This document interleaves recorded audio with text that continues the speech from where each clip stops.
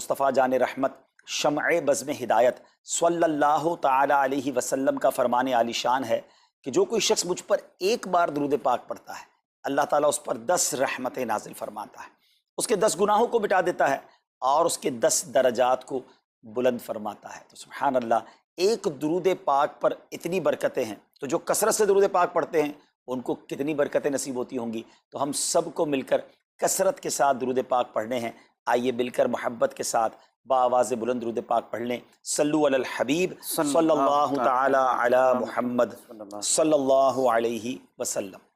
मीठे मीठे इस्लामी भाइयों, आज जो हमारा बयान का मौजू है कि रमज़ान का इस्तकबाल कैसे किया जाए, रमज़ान की प्रिपरेशन कैसे की जाए। देखिए, हमारे घर पे जब कोई मेहमान आता है हम उसकी तैयारी करते हैं, उसके लिए हम एक अच्छी यूँ समझिए कि प्रिपरेशन करते हैं, और जैसा मेहमान वैसी तैयारी। जिसके लिए दिल में ज़्यादा मोहब्बत होती है उसके लिए हम ज़्यादा तैयारी करते हैं। तो अब ज़रा आप सोचिए कि ऐसा मेहमान जो हमारी मग़फ़िरत करवाने आ रहा है, ऐसा मेहमान जो हमें बख्शवाने आ रहा है, तो फिर हमें उसके लिए कितनी कोशिश करनी चाहिए। तो आज यहाँ पर जो हम हाजिर हुए हैं, अल्लाह करे कि हम रमज़ान का सही मानों में इस्तकबाल करने में कामयाब हो जाएं। रमज़ान अल्लाह का एहसान है।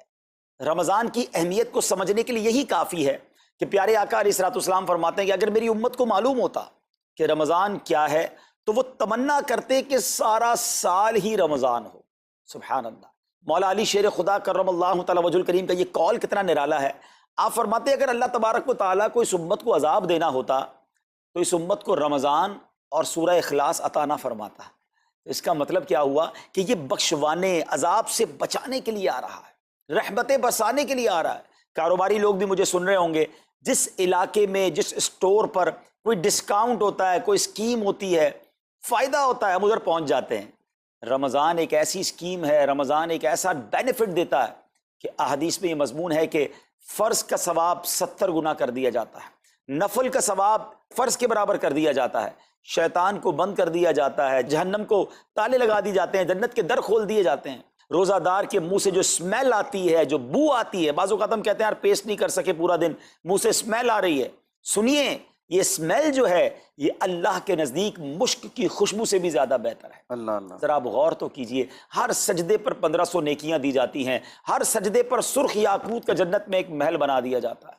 इतनी नेकियां, फिर वो कितना बदनसीब है जो रमज़ान में भी इबादत ना करे, रमज़ान में भी अल्लाह को राज़ी करने में कामयाब ना हो। रोज़ाना इफ्तार के वक्त 10 लाख गुनाहगार बख्श दिए जाएँ, और जनाब हर जुम्मे को जब रमज़ान में जुम्मा आए तो हर लम्हे 10 लाख गुनाहगार बख्शे जाएँ। तो करोड़ों अरबों लोगों की बख्शिश गोया रमज़ान में होनी है। तो फिर हमें उसकी कैसी तैयारी करनी चाहिए, कितना सवाब कमाने के बारे में सोचना चाहिए। लेकिन यहाँ एक और बड़ी इंपॉर्टेंट बात है, एक तो रमज़ान में नेकियां करनी है, दूसरा बड़ा काम ये करना है कि हमें रमज़ान में गुनाहों से बचना है। क्योंकि आदतें तो साथ ही लगी हुई हैं ना, शैतान बंद है लेकिन हमारी अपनी आदतें, जिसकी रोज़ हराम देखने की आदत है, हराम सुनने की आदत है, हराम बोलने की आदत है। ऐसा तो नहीं होगा ना चांद आते ही सारे स्विच ऑफ हो जाएंगे, वो आदतें साथ ही चल रही होती हैं। गौर कीजिए कि रमज़ान में जो गुनाह करता है ना, इसका अजाब भी बढ़ जाता है, इसकी पनिशमेंट भी बढ़ जाती है। ये ऐसे ही है कि कोई मस्जिद के अंदर आके गुनाह करे तो आप कहेंगे ना यार खुदा का खौफ करो, मस्जिद में ऐसा काम कर रहे हो। कोई मक्के शरीफ हरम में अंदर जाकर गुनाह करे तो कितना शदीद हो जाएगा वो।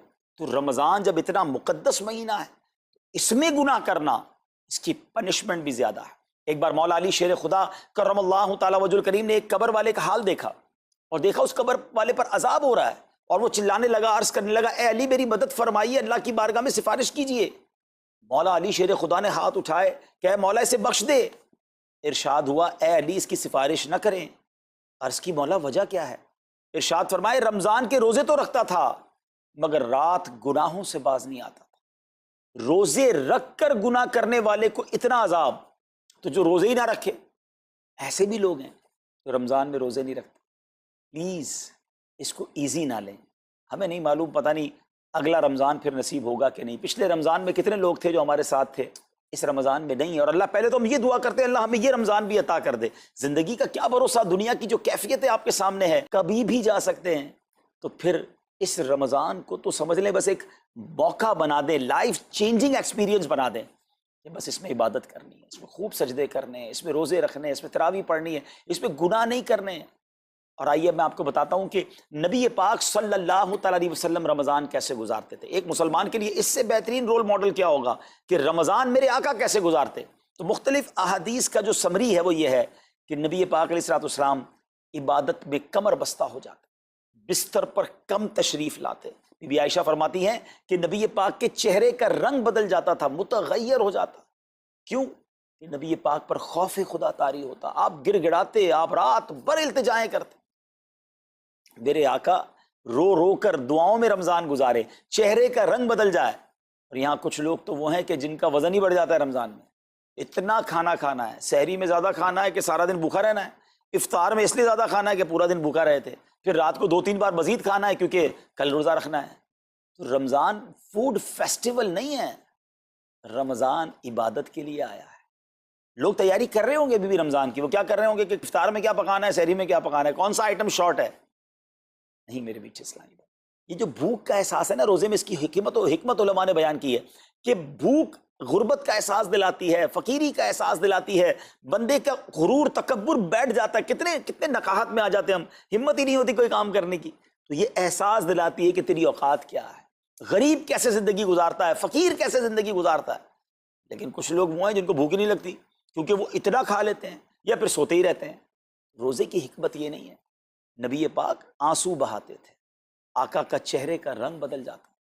اور پھر بتایا کہ رمضان میں جب جبریل امین نبی پاک علیہ الصلوۃ والسلام کے پاس آتے تو آقا علیہ الصلوۃ والسلام ان کے ساتھ قرآن پاک کا دور فرماتے.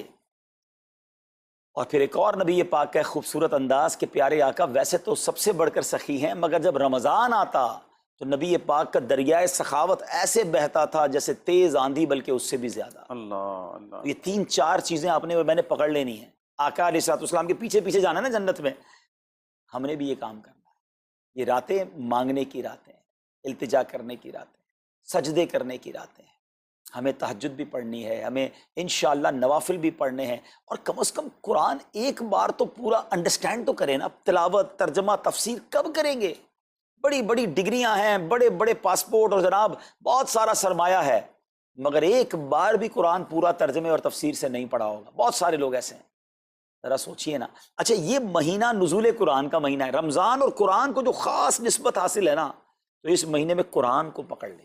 آئے ہائے, اللہ کرے رمضان قرآن کے ساتھ گزرے, ہماری صبح قرآن کے ساتھ ہو, ہماری شام قرآن کے ساتھ ہو, ہم قرآن سمجھنے والے بن جائیں. اچھا میں ایک اور بات بتاؤں آپ کو, مہینہ کتنا پیارا. صرف اس مہینے میں قرآن نازل نہیں ہوا, باقی بھی جو 3 آسمانی کتابیں ہیں نا, زبور, انجیل, توریت, یہ بھی رمضان میں ہی نازل ہوئی ہیں. اللہ کریم نے ان تمام مبارک کتابوں کو نازل کرنے کے لیے رمضان کا مہینہ منتخب فرمایا. اتنا مبارک مہینہ ہے, تو ہمیں خوب اس میں تلاوت قرآن کرنی. اور اب دعوت اسلامی نے کتنا آسان کر دیا, تفسیر قرآن عطا فرما دی صراط الجنان آسان اردو میں, اور پھر جناب اس کو اپلیکیشن پر بھی دے دیا, اس کے PDF بھی جاری کر دیے, ڈاؤن لوڈ کر لیں موبائل میں. اب تو آڈیو تفسیر قرآن بھی آپ کو دے دی. اگر پھر بھی سنیں نہ, پڑھیں نہ, قرآن سے دور رہیں تو یہ ٹھیک نہیں ہے. پلیز اس رمضان کو قرآن کے ساتھ گزاریے. اور پھر جو نبی پاک کا جو سخاوت والا انداز ہے نا, صدقہ و خیرات کرنا, ہر سائل کو عطا فرماتے, تو یہ بھی ہمارا ایٹیٹیوڈ ہونا چاہیے کہ خوب دل کھول کر خرچ کریں. سب سے پہلے اپنی پوری زکوٰۃ ادا کریں. یہ اتنی بڑی اب بدقسمتی ہوتی جا رہی ہے, ایسا فیل ہوتا ہے دنیا بھر کے تاجران اور لوگوں سے جب ہم ملتے ہیں کہ جس طرح رمضان کے علاوہ بہت تھوڑی تعداد میں مسلمان نماز پڑھتے ہیں نا 5 ٹائم, ایسا لگتا ہے اب زکوٰۃ بھی بہت کم لوگ ہی دیتے ہیں, پوری زکوٰۃ نہیں دیتے, اندازے سے نکال دی, کیلکولیشن کرتے نہیں ہیں. اور یہ بھی فیلنگز آتی ہیں کہ زکوٰۃ جتنی بڑھتی جاتی ہے نا, ہزاروں میں جس کی زکوٰۃ ہے وہ دے دیتا ہے, لاکھوں والا بھی شاید دے دیتا ہے, لیکن جب زکوٰۃ ہی کروڑوں میں پہنچ جاتی ہے نا, تو پھر یہ دل پر بھار پڑنا لگ جاتا ہے, ڈیفیکلٹ لگنا شروع ہو جاتی ہے. بندہ یہ کیوں نہیں سوچتا کہ اگر اللہ پاک نے مجھ پر لاکھوں میں زکوٰۃ ہے تو اللہ نے کروڑوں دیے تو لاکھوں میں زکوٰۃ ہے نا. اگر کروڑوں میں زکوٰۃ ہے تو اربوں ہیں تو کروڑوں میں زکوٰۃ ہے نا. زکوٰۃ کتنی ہے؟ ضروریات زندگی کی تمام چیزوں سے فارغ ہونے کے بعد جو مال تجارت, سونا چاندی, کیش یا پرائز بانڈ, یہ جو اس کی تفصیلات ہیں, اس پر 2.5% ہے. میں ایک اور لاجک سے آپ کو بات سمجھاؤں. اگر اس لاجک سے سمجھیں تو زکوٰۃ تو 1-1.5% بنتی ہے. وہ کیسے؟ ہم سب کے گھر نکل گئے, اس پہ زکوٰۃ نہیں ہے. ہماری گاڑیاں نکل گئیں, اس پہ زکوٰۃ نہیں ہے. جن کی فیکٹریاں ہیں وہ فیکٹریاں بھی مائنس کر دی گئیں. جن کی دکانیں ہیں وہ دکانیں بھی مائنس ہو گئیں. اچھا جناب, اس کے علاوہ اگر کرائے پہ کچھ پراپرٹی دی ہوئی ہے اس پر زکوٰۃ نہیں ہے۔ اگر ان سب پر زکوٰۃ ہوتی، یعنی جو کچھ میرے پاس ہے ان سب پر ہوتی تو کتنی زیادہ ہو جاتی، اور اتنی ساری چیزیں نکل گئیں تو پھر تو اگر ٹوٹل پر لگائیں تو یہ 1.5% ہی بنتا ہے۔ تو اب جب سب کچھ نکالنے کے بعد تھوڑے سے مال پر 2.5% ہے اور بھی سال میں ایک بار ہے، تو اس کو بھاری نہ سمجھیں، یہ بربادی ہے جو زکوٰۃ نہیں دیتے۔ یاد رکھیے گا حدیث پاک کا مضمون ہے کہ یہ مال کا میل ہے، جس مال سے مل جائے اس مال کو بھی برباد کر دیتا ہے۔ بربادیاں آتی ہیں، بے سکونیاں آتی ہیں، بیماریاں آتی ہیں، اور آگے جو دے دیتا ہے سبحان اللہ، اس کے بارے میں حدیث پاک میں آتا ہے کہ اپنی زکوٰۃ دے کر اپنے مالوں کو مضبوط قلعوں میں قید کر لو، اپنے مال کو سیکیور کریں۔ لوگ کہتے ہیں انشورنس ہونی چاہیے، آگ نہ لگ جائے، چوری نہ ہو جائے، ڈوب نہ جائے۔ اللہ کے حبیب علیہ الصلوۃ والسلام فرماتے ہیں، جس کا مضمون ہے کہ جب بندہ اللہ کی راہ میں خرچ کرتا ہے نا تو وہ صدقہ بندے کے ہاتھ سے نکل کر اللہ کے دستے قدرت میں چلا جاتا ہے، اور اللہ کریم تمہارے صدقوں کو پالتا ہے جس طرح تم اپنے جانور کے بچوں کو پالتے ہو۔ بچہ ہوتا ہے نا جانور کا، بڑا ہو جاتا ہے، فرمایا بندہ کھجور کا صدقہ دے گا اللہ پہاڑ جتنا عطا فرمائے گا، اس دن بھی ملے گا اور ملٹیپلائی ہو کر ملے گا۔ اچھا، جو ادھر خرچ کیا ادھر کیا ملے گا؟ ادھر بھی نبی پاک علیہ الصلوۃ والسلام فرماتے ہیں، جس کا مضمون ہے میں قسم کھا کر کہتا ہوں، یعنی نبی پاک تو جو فرمائے حق ہے۔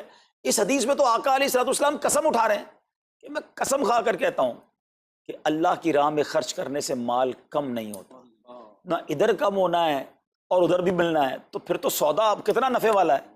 اور یہ آپ چیک کر لیں پوری دنیا میں جہاں مجھے سنا جا رہا ہے کہ جو لوگ پوری زکوٰۃ دیتے ہیں نا ان کا مال ملٹیپلائی ہوتا ہے، اگلے سال زیادہ زکوٰۃ دے رہے ہوتے ہیں۔ زیادہ زکوٰۃ کیسے ہو گئی؟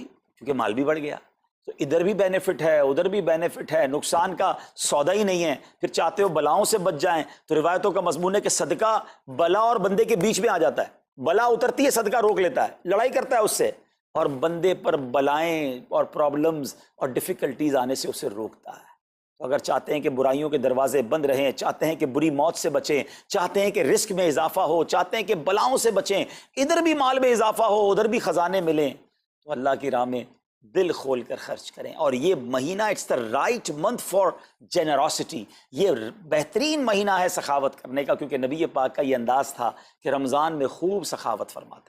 تو غریبوں کی مدد کریں، ایسی مدد کریں کہ چہروں پہ مسکراہٹیں آ جائیں، لوگوں کے دسترخوان اچھے ہو جائیں، ان کے گھروں میں بھی کچھ اچھے کھانے پہنچ جائیں۔ اور اس میں سب سے بہترین طریقہ یہ ہے کہ اپنے غریب رشتہ داروں کو آپ مدد کریں۔ اگر وہ مستحق ہے نا زکوٰۃ کے تو حق ہے کہ سب سے پہلے اپنے غریب رشتہ داروں کو دیں، پھر زکوٰۃ بچ جائے تو عاشقان رسول کی عظیم الشان بڑی تحریک دعوت اسلامی آپ کے سامنے ہے، جو دین متین کی خدمت کر رہی ہے۔ جامعۃ المدینہ ہیں، مدرسے ہیں، بچے اور بچیاں عالم بن رہے ہیں، عالمہ بن رہے ہیں، حافظ بن رہے ہیں، ناظرہ قرآن، اور ان سے کوئی فیس بھی نہیں لی جا رہی۔ ہزاروں بچے فری آف کاسٹ ہمارے پاس ایکوموڈیشن رکھے ہوئے ہیں، جن کو کھانا پینا رہنا دعوت اسلامی نے دینا ہے۔ آپ ذرا سوچئے یہ امت کی کتنی بڑی خدمت ہے کہ علماء دینا، حافظ قرآن، مسجدوں کے امام یہاں سے پروڈیوس ہوتے ہیں۔ اور پھر آگے چلیں تو دعوت اسلامی نے اسلامک میڈیم اسکول بنائے دارالمدینہ، پھر سال کی 600 کے قریب مسجد دعوت اسلامی بناتی ہے۔ میڈیا کے ذریعے جو بے حیائی پھیلائی جا رہی تھی، تو مدنی چینل اردو، پھر مدنی چینل انگلش، پھر مدنی چینل بنگلہ۔ اب بچے مذہبی پروگرام اتنا غور سے نہیں دیکھتے تھے، وہ اپنے بچوں کے آئٹمز دیکھنا چاہتے تھے، تو گناہوں بھرے کارٹونز اور پروگرام سے اور پوئمز سے چھڑانے کے لیے Islamic poems, Islamic cartoons, Islamic بچوں کے پروگرام، تاکہ بچے بھی جو ہے وہ الحمدللہ بچے رہیں۔ اور اب اس کی کیا زبردست پاپولیرٹی ہے کہ آپ کڈز مدنی چینل کے یوٹیوب چینل پہ جائیں، ہمارا ایک ایک کلپ 10 ملین 12 ملینز میں دیکھا جا رہا ہے۔ تو کون دیکھ رہا ہے؟ وہ بچے جو گناہوں بھرے کارٹونز دیکھتے تھے، اب الحمدللہ اللہ رسول کی باتیں وہاں سن رہے ہیں۔ پھر آگے چلیں تو دعوت اسلامی جناب یہ دینی کاموں کے ساتھ ساتھ جو ویلفیئر کے کام کر رہی ہے، غریب مسلمانوں کی امداد کا کام، زلزلے اور سیلاب زدگان کی ریسکیو کرنے کا کام، گونگے بہرے نابینا اور معذور افراد کی ریہیبلیٹیشن کا کام، تھیلیسیمیا کے مریضوں کو خون دینے کا کام، 26 لاکھ مسلمانوں کو دنیا بھر میں راشن، کھانا، پانی صرف اس ایک سال میں دعوت اسلامی نے پہنچایا۔ تو یہ کمال کی آرگنائزیشن ہے۔ دیکھیں آپ دنیا کی بہت ساری این جی اوز کو جانتے ہوں گے، کوئی مدرسے چلاتا ہے تو مدرسے ہی چلاتا ہے، کوئی مسجد بناتا ہے تو مسجد ہی بناتا ہے، کوئی کھانا کھلاتا ہے تو کھانا ہی کھلاتا ہے، کوئی جناب غریبوں کی مدد تو وہی کام، کوئی ہاسپٹل تو ہاسپٹل۔ دعوت اسلامی ان ون امبریلا اتنے ساری ڈائیورسٹی کے ساتھ جو دین کی خدمت کر رہی ہے، دنیا میں اس کی مثال نہیں ملتی ہے۔ لاکھوں لوگوں کو دین بھی سکھایا جا رہا ہے، غیر مسلموں کو مسلمان بھی بنایا جا رہا ہے، بے عملوں کو باعمل بنایا جا رہا ہے، بے پردہ خواتین کو با پردہ بنایا جا رہا ہے، بے نمازیوں کو نمازی بنایا جا رہا ہے، ماں باپ کے نافرمان فرما بردار ہو رہے ہیں، شراب اور نشے کے عادی چھوڑ کر نمازی بن رہے ہیں، تو جہاں مریض ہیں ان کو خون بھی دیا جا رہا ہے، گھر میں بیٹھ کر میڈیا کے ذریعے اور سوشل میڈیا کے ذریعے لوگوں تک دین پہنچایا جا رہا ہے۔ تو یہ کمال کی ڈائیورسٹی ہے۔ تو میں تو سچ بتاؤں، یہ جملہ کہا کرتا ہوں کہ میرے اور آپ کے پیسوں کا نصیب ہے کہ وہ دعوت اسلامی میں لگ جائے۔ تو یا آپ آگے بڑھیے اور دین کے اس کام میں مزید حصہ ملائیے۔ خاص طور پہ فار ایسٹ میں آپ دیکھ لیں، کوریا میں، ہانگ کانگ میں، اور جناب یہ سری لنکا میں، تھائی لینڈ میں، ملیشیا میں، کتنے جاپان میں، کتنے ملکوں میں دعوت اسلامی کام کر رہی ہے اپنی اپنی بساط کے مطابق۔ اور لیکن ابھی مزید ادارے بنانے، ہمیں ان ملکوں میں بھی بنانے، ان ملکوں میں بھی آگے بڑھنا ہے۔ تو اگر آپ بھی چاہتے ہیں کہ میرے آقا کے عشق کا پیغام، سنت رسول کا پیغام، مسلک اعلیٰ حضرت کا پیغام، نبی پاک کے دین کا پیغام پوری دنیا میں پھیلے، تو وی ہیو ٹو سپورٹ دعوت اسلامی، نہ صرف فائنینشلی، پریکٹیکلی بھی۔ ہمیں آپ بھی چاہیے، خود حصہ ملائیں نا۔ سیدنا عثمان غنی رضی اللہ تعالیٰ عنہ نے صرف مال نہیں دیا تھا، آپ پریکٹیکلی بھی نبی پاک کے ساتھ شریک ہوتے تھے نا۔ تو آپ اپنے عطیات بھی دیں، اور دنیا کے جن ملکوں میں آپ مجھے سن رہے ہیں وہ دعوت اسلامی والوں کے دستوں بازو بنے۔ کمزوری کہاں نہیں ہوتی، ہاں ہمارے گھر میں کمزوری ہوتی ہے، ہم سب مل کر کام کریں گے تو کمزوریاں بھی دور ہوں گی اور ترقی آ جائے گی، اور ہمیں اس کا ثواب بھی ملے گا۔ تو آج میں دنیا بھر میں جہاں مجھے دیکھ رہے ہیں، پلیز اچھی نیتیں کریں۔ اچھا ایک بات اور سن لیں، ہم بعض اوقات کیا سوچتے ہیں کہ ہمارے ملک کا خرچہ مثال کے طور پہ $20,000 ہے، وہ ہم لوگوں نے کر لیا، اب اور چندے کی کیا ضرورت ہے؟ دعوت اسلامی کسی ایک ملک کی نہیں ہے، انٹرنیشنل دعوت اسلامی کے لیے سوچیں۔ دنیا میں جہاں بھی دین کا کام ہو رہا ہے وہ میرا ہے، یہ میں اپنے ملک اور اپنی سٹی کے بارے میں سوچوں گا تو شاید میں بڑا کام نہ کر سکوں۔ آپ کو تو موقع مل رہا ہے انٹرنیشنلی مدنی کاموں میں اپنا حصہ ملائیں، تو دعوت اسلامی کو دل کھول کر سپورٹ کریں۔ ہم انشاءاللہ جتنے عطیات بڑھیں گے انشاءاللہ مزید مدنی کام بڑھانے کا ارادہ رکھتے ہیں۔ اللہ کریم اپنی بارگاہ میں ہم سب کا جمع ہونا قبول فرمائے اور دل کھول کر خرچ کرنا نصیب فرمائے، اور اس رمضان کو ہماری مغفرت کا ذریعہ بنا دے۔ اس رمضان کو نبی پاک علیہ الصلوۃ والسلام کے نقش قدم کے مطابق چل کر گزارنے کی توفیق عطا فرمائے۔ صلو علی الحبیب صلی اللہ تعالی علی محمد صلی اللہ علیہ وسلم۔